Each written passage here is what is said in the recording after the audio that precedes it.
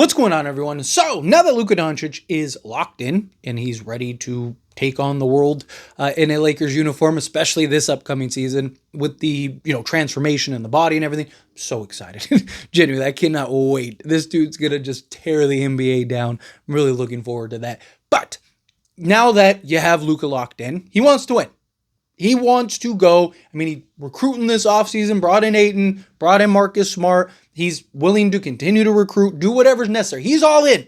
He's willing to hey, whatever you need from me to go and win a championship, I got you. Don't worry. Lakers have been, working with Luka. They've always been a good organization in that regard, working with their stars to kind of build out the rosters and do what, was best interest of said star. But Luka Doncic in particular kind of laid out the archetypes of players that he wants, right? And this was covered in the ESPN report when Luka had signed, and he said Doncic was encouraged to share the archetypal players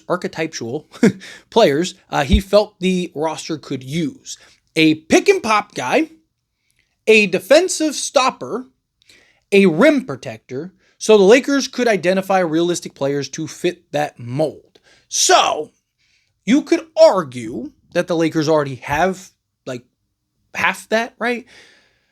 Max Kleber is that pick and pop guy, that floor spacer. Ayton can also be that, not from a 3-point perspective, but from that like 15-foot range. So, you could argue Ayton and Kleber kind of solve that, the pick and pop guy for you. You can operate, you can be the lob threat with Jackson Hayes and DeAndre Ayton, and then you can run the pick and pop with Maxi Kleber as well as DeAndre Ayton. Okay. Maybe check. The other is, going and bringing in Marcus Smart, that defensive stopper, that point of attack, that defensive guy, right? Well, okay, check. So you could argue you need the rim protector. DeAndre Ayton himself said that he wants to be a better rim protector, right, and a better shot blocker, that he wants to be that guy. So it's very possible that depending on how things kind of shape up for the Lakers, that they have just that. They have their pick and pop guy. They have their, their rim protector. They have their defensive stopper. However, I do look at this and I do go, you know what this sounds like? It sounds like the Portland Trailblazers trade, right? Matisse Thybulle, your defensive stopper, versatile, slot in, defend 1 through 3 on occasion, some 4s, and your rim protector, Robert Williams. Right? Like, again, unless you're going and trading for a Nick Claxton or are you going to go trade for a Walker Kessler? Like, I don't even know if you can at this point, right? Like with Utah's price, how do you get those things? Unless, again, Luka looks at Marcus Smart, DeAndre Ayton, and Max Kleber as the solutions to those options. Very well could be, but I reading through the report and everything like that, kind of going over like, okay, like how, like, what's the next step here? You look at it and you go, okay, so Luka wants the Portland Trailblazers trade, right? Which has been reported is the most likely to happen if a trade was to happen. Wouldn't cost the Lakers as much as some of these other potential trades and stuff, and solves 2 major needs. The only problem with the Portland trade is just injuries. Like, if you told me that a Matisse Thybulle and a Robert Williams III was going to be fully healthy this year, not even 82 games, like let's say 65 games, just the threshold, right? That both guys are going to give you 65 games, and on top of that, they were going to be fully healthy come playoff time. I would say trade whatever you have to trade to go get them. If you have to give up your first, if you have to give up Connect, if you have to, whatever it is, package that together and go get those guys, because that might be the difference between you winning a championship or not. Genuinely. I mean, Robert Williams is the exact player this team needs. Big, strong, physical, interior, just bull in a china shop on the inside. Guy that can be the lob threat as well as block shots. I mean, the guy in limited minutes is like a 2 blocks a game guy. Imagine what he is if he's playing, the full minutes. I think like last year, his blocks like per 36 was like 3.5 blocks per game. Right? The guy can block shots, rebound, do everything. Guy is exactly what this team needs. And if Ayton's shot is butter, you might even be able to experiment a little bit and have both of them out there. Like, see what Ayton can do in, like, some pick and pop action. Right? So, to me, Robert Williams is exactly what this Lakers team needs, right? And is exactly the type of player that Luka Doncic says he wants. Again, I read it for you, right? Luka says that's the kind of guy he wants. Well, Robert Williams solves that. Okay, well, he wants a defensive stopper. Matisse Thybulle, I'd love an Andrew Wiggins, but Matisse Thybulle's probably the more realistic guy.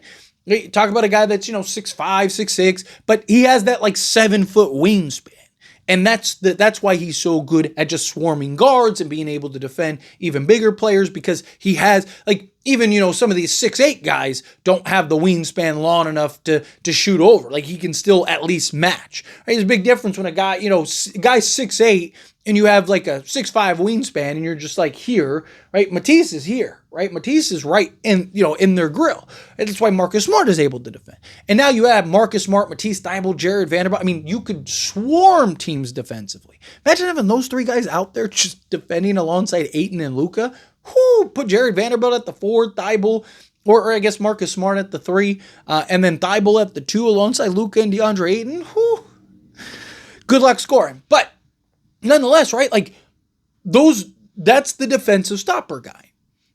Again, that Luka highlights. So, I read that and I go, oh, so he wants basically the Portland trade.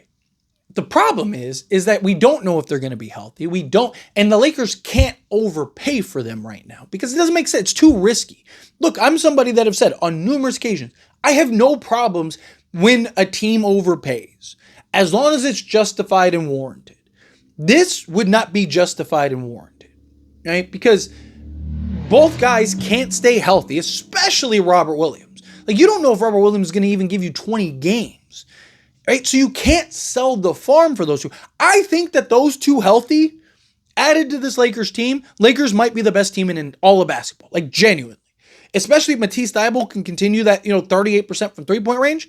Because, you'd have a legit 3-and-D guy that can defend multiple positions, plus Jerry Vanderbilt, plus Marcus Smart, plus and you have that rim protector and Robert Williams, all of it, right? So if I'm the Lakers, I look at that trade and go hey, that could be the difference between you winning a championship or not. You might argue, okay, well then if that's the difference, then go make the trade and do whatever you have to. But here's the thing. One, they could just leave in the offseason, which I'm not really worried about, but that's something that needs to be factored in if you're the Lakers, just like every other team would factor that in. Hey, if we sell the farm to go get these guys and they just leave next season, then what?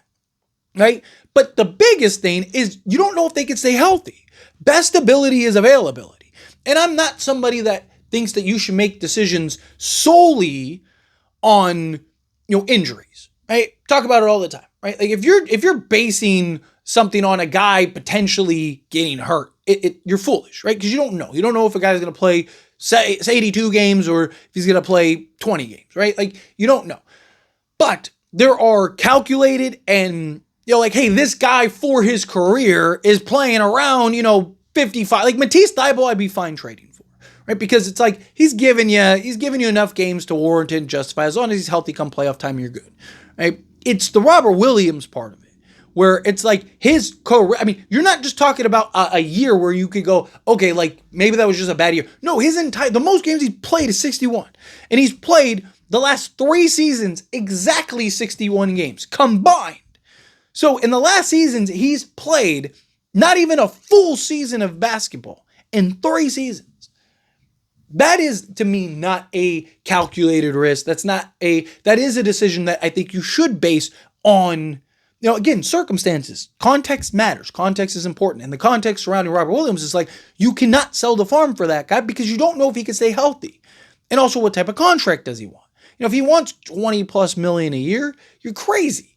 So there's a lot of factors that go into it. But if you could do something say, because Matisse Thybulle and Robert Williams are roughly $25 million. If you could do something like Maxi Kleber, Gabe Vincent, and Dalton Connect, right? Those 3, 4, those 2, and then you free up $1 million and some change. I think it's $1.5 million. So you basically have enough money to fill that roster spot that you're sending out with Dalton Connect. Right? Then I would do that all day because you still have your first, you still have Rui, you have everything. You're doing what you need to do. for Portland, they're getting veteran guys that they could go and trade to other teams, just even get like a second round pick, or just let the money fall off their books. They don't care. But they get Dalton Connect for 2 guys that they're going to lose in the offseason regardless. And how many teams are going to overpay and line up to sell the farm for Robert Williams and Matisse Thybulle? Probably no one, right? Like, but question is, would Portland be willing to take less to send him elsewhere than the Lakers? Something else you got to keep in mind too. But I just was reading the report and just came across that, and I was like, oh, so it's the Blazers trade, right? Because the Andrew Wiggins situation, that solves the defensive stopper, but doesn't get you the rim protector. Now, this isn't something that the Lakers necessarily have to do today, right? Like, they could take their time, let things kind of grow and develop, piece it out, and then kind of figure it out from there. But we'll see. It's going to be interesting to see how this kind of all plays out. But if you can do the Portland trade for a reasonable price, you do the Portland trade for a reasonable price. Genuinely. I think that's what the Lakers should do. But anyway, as always, this is a discussion. Pass a question on you. Let me know your thoughts and opinions down in the comments. That being said, if you haven't liked this video, hit that like button. Helps me a lot. Helps me enjoy these types of videos, and I truly appreciate it. Not subscribe channel, hit that subscribe button. Turn on the bell notifications. Appreciate y'all. See you in the next one. Thank you.